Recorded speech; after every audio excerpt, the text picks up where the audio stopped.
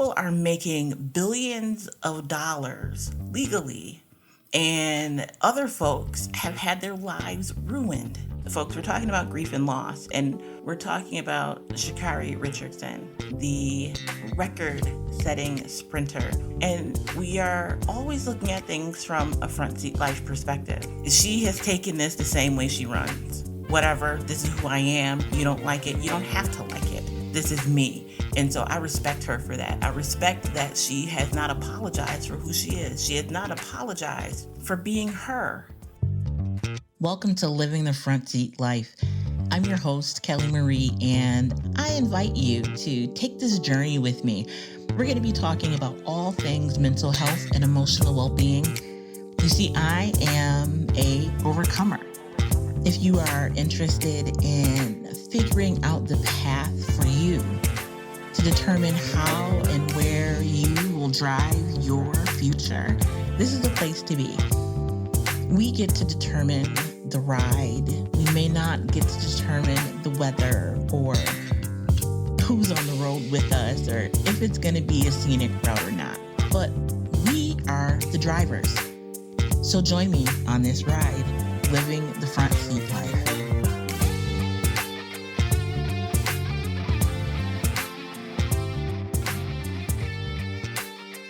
Hey, good people. Welcome back to Living the Front Seat Life. I am your host, Kelly Marie, and as always, it's a pleasure. A big shout out to Jazzy T, the ultimate podcast producer, and to Lisk. So today, it was not intentional, that this topic is coming up. I wanted to wait until I brought back our sports analyst, Robert Devereaux, to talk about mental health in sports, but we are confronted with, yet another situation, and it's necessary to have the conversation, to continue to have the conversation. But first of all, Rob, welcome back. Thank you, Kelly Marie. I didn't think I was going to come back as soon as this, but I thank you for the invitation once again.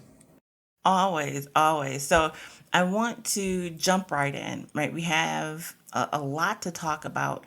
Folks, we're talking about grief and loss. And why are we talking about grief and loss in sports? Because it's back in the headlines.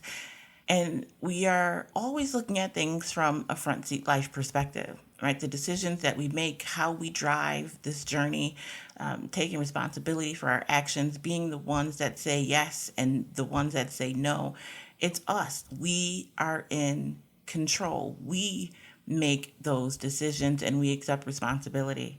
Growing up, my mom always said, there's repercussions for your actions. And that was the teaching tool, guide that she used when teaching me, what decisions to make. Are the repercussions for your actions worth the decision? And so I'm sharing that with you because we're talking about Carri Richardson, the record-setting sprinter who has been disqualified from not completely from the Olympics, but is on a 30-day suspension because she tested positive for THC. So this isn't about marijuana. This isn't the debate around, THC and rules and which is a whole discussion in and of itself, but grief and loss and how we process grief and loss and why we are so hard on some people and not on others. So Robert, can you just frame for us the situation, how we got here, and then let's take it from there. Well, pretty much the past couple of weeks, there has been the U.S. Olympic track and field trials. It's pretty much a 2-week event out in Eugene, Oregon. And during that time, Ms. Richardson, her specialty is the 100-meter dash. And throughout the heats and into the finals, she was just spectacular during those events, putting the world on notice that American sprinters are back. The little backstory to that is there's always a battle between the U.S. and Jamaica when it comes to sprinters. But Richardson, she pretty much put everyone on notice that in July during the Olympics in Tokyo, she is one to be reckoned with. But after the trials, it had surfaced that she had tested positive for THC. So everyone was taken aback by that, trying to figure out why did she do that. So after subsequent interviews, it was revealed that she learned that her biological mother had passed. And not in the normal way where a family member or a doctor would say to, pronounce that a loved one is passed away. She learned it from a reporter. Some random reporter that she's never met told this young lady that her biological mother had passed away. And that's after all of the back and forth and all these news reports, I think that's the part that's lost. How do you learn that someone who is a part of you has left this earth? And how do you compartmentalize with that? How do you deal with that and your immediate reaction? So for the world to lash out at this young lady saying that was stupid, that was dumb, I would like to turn the mirror on those folks to say, well, how have you dealt with the passing of a parent, a sibling, and where did you learn it from? Was it put in a newspaper? Was a reporter announced that your mother had passed away? That hasn't been discussed. It's about how she has dealt with that, and how we all deal with grief varies. But she is a young lady who is out there in the public, very flamboyant, so they dismiss her feelings as a human being. And this is where we at this moment in time. Thank you so much for bringing everybody up to speed. You touched on grief and loss, and that really is the heart of the conversation. And the very important piece of how she learned about the death of her biological mother. Now, it's always been reported and written about that it was her biological mother. Those were the words used, biological mother, that has passed away. So we immediately know that there are some, I don't want to use the word issues, but it doesn't fit the traditional, of course, using air quotes, the traditional family model. But it really is a normal model when you consider families are families, people are people, human beings are human beings. What I appreciate about Miss Richardson is that she at no point, she did ask for forgiveness, but she did not apologize for who she is. She has not apologized, nor should she. She has not apologized for the decision that she made. She let people know, I am dealing with something pretty much the same way a lot of other people are dealing with something. I am human, you're human, I'm you. I just run faster. Right. And so, talking pre, our pre podcast meeting, how that resonated with both of us. And when you look at living the front seat life, it is acknowledging, right, that we are all human. We all have to drive this life. We all have to go through this journey the best way we know how, the best way that we can. And how dare we demean and criticize a human being for processing grief and loss? We don't know her support system. We don't know, who is in her corner. We see pictures of her and her grandmother. We don't know her life, nor is it our business. Did she run? Did she run fast? Kudos and congratulations. Thoughts? It's like when you watch sports, when you watch movies or whatever, sometimes you look at those who are performed in a different light. And sometimes we do not put ourselves in a situation. This situation that Miss Richardson is in, I disclosure for myself. My father passed away when I was at school, and I didn't learn it from a family member. I learned it from my roommate, and my sister called, looking for me to tell me that our father had passed away. I wasn't mad that my roommate told me. In fact, it kind of eased the blow for me. But I remember like it was yesterday. I was walking by the student union and I started crying.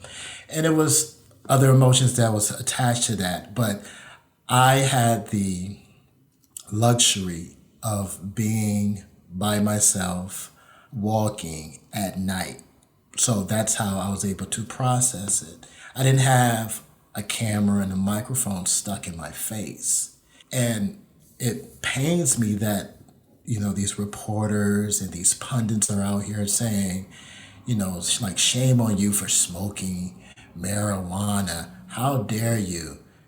I'm sorry. We have all been 21 at one point in time. So you're just going to sit up here and tell me that you were the best, most honest, most forthright 21-year-old that walked the planet Earth? Right. I think not. So it just, like I repeat, it pains me that, these folks are on TV saying she should have known better. You don't know better because that doesn't happen every day. A parent doesn't pass away every day. A sibling doesn't pass away every day. We may prepare for it. We may think it's coming regarding, terminal illness or what have you. But we never know when that day is going to come upon us. So for, again, these pundits to be like, oh, she's disappointing. She lacked decision making. I say, damn you. You just went all the way in, just humanized this entire conversation. Most folks only have two parents. And some of us are blessed to have more. Some of us feel that it's a curse, right, to have more. But this is not a situation that occurs in an individual's life generally more than twice. And to vilify someone for, first of all, doing something that is legal in many states, including the state that she was running in, it boggles my mind, right? And again, I didn't want to go down the THC marijuana rabbit hole, but people's lives have been ruined behind the use of marijuana and THC products. And other people have become more wealthy behind the sale of the very same products. And I'm not talking about the illegal products that get here, however they get here. I'm talking about the Gap weed stores. No, disrespect to Gap, but the Gap like stores, right? These cool, posh little THC medical marijuana spots. And people are making billions of dollars legally, and other folks have had their lives ruined. Now, her perspective has been, she has taken this the same way she runs, right? Like, whatever, this is who I am. You don't like it. You don't have to like it. This is me. And so I respect her for that. I respect that she has not apologized for who she is. She has not apologized for being her. And we have to accept that, right? But going back to the conversation that we had about Naomi Osaka and support systems, track and field is also a lonely sport. You have teammates, but this is not a team sport. So you don't have the same sort of protections, again, that one would have with a football team or basketball team or, soccer team. So with Miss Richardson, last year, she was running for Louisiana State University, LSU. She spent 1 year at LSU on their track and field team. Then after that year, she went pro. So as you mentioned, as a pro sprinter, you have your coach, and you may have other folks who are in the same discipline as you that's being trained by that one particular coach. Depending if your coach is famous or not, it just may be you, the coach, and three other folks. Depending on your relationship with the other competitors, it might just be very 9 to 5-ish, where you just see them at the track and you go about your business, where you don't really talk to them. So you're really on your own. So looking at the trials and also looking at the Olympics, you will find, name dropping, NBC, they will always jump into the crowd to show that person, be it the significant other or the parent or their high school coach or what have you. That's the storytelling, that's the narrative of the Olympics. So in a sleight of hand type of way, yeah, NBC is, for lack of a better word, pissed because Miss Richardson represented like you would say, in air quotes, a story, a really good story for them to amp up and play out on their NBC and on their apps during those 2 weeks of the Tokyo Olympics. So with her not being there, that is a storyline gone now. So yeah, you lost your biological mother, but you know what? You kind of messed up our storytelling. So that's some of the energy that I got when NBC along with others was reporting this story. So it was like, forget that this young lady lost a parent. You're messing up our money. You messing up our storytelling. You messing up, another person that we can place out there to get eyeballs on our TV for those 2 weeks. And going back again to who she is as a sprinter is a lonely out front type of competition. The 100 meters is the number one, that's the pinnacle of viewing and title. Those they throw out there, the fastest man, the fastest woman on earth.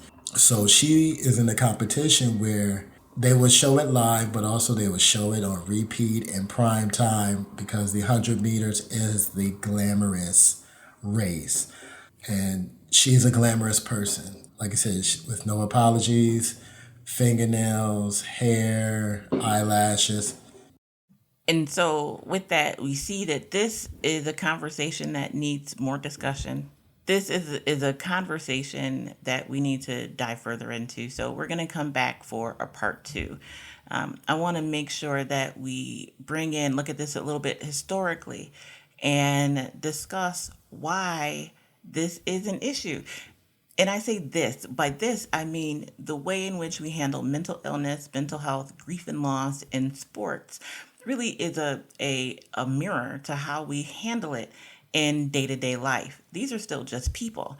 And so you consider Michael Phelps and Ricky Williams from back in the day, the football player, and the purpose for the use of this particular substance. Again, alcohol is a non-issue. That's acceptable. Other drugs are acceptable, but this very basic, easy to access substance is not something that's acceptable. But it's acceptable in our day to day lives. How many people are going to work, doing their job just fine, and processing grief and loss, working through mental illness issues, working through mental health challenges, and still functioning, still able to excel at the work that they do? So there's more to discuss, and we will do that in our next episode. But before we go, Robert, any closing thoughts, just on this piece? I guess not closing thoughts, but any maybe thoughts to get people thinking for the next part of our convo? I believe when you look at, as far as what we just discussed about grief and loss, you cannot put a exact way to respond. Everyone will respond differently. And people need to remember that what you do in your household is going to be different than what the next person does in their household. But looking forward, when you talk about the method, when we're talking about medical marijuana, you've mentioned that, yeah, that's a deeper rabbit hole because how the United States views it in its various states and how is it elevated or demonized in whatever state, county out there in the United States. It's a deeper question that we have to look at. Thank you so much for being here. And folks, as always, if you are in crisis or you need someone to talk to, please call the Suicide Prevention Helpline at 1-800-273-TALK, 1-800-273-8255, or text HOME to 741-741. Both numbers are free, they're confidential, and available 24 hours, 7 days a week. If you need resources but don't know where to go, try dialing 211 or going to 211 in your browser. Until the next time, I encourage you to be the light.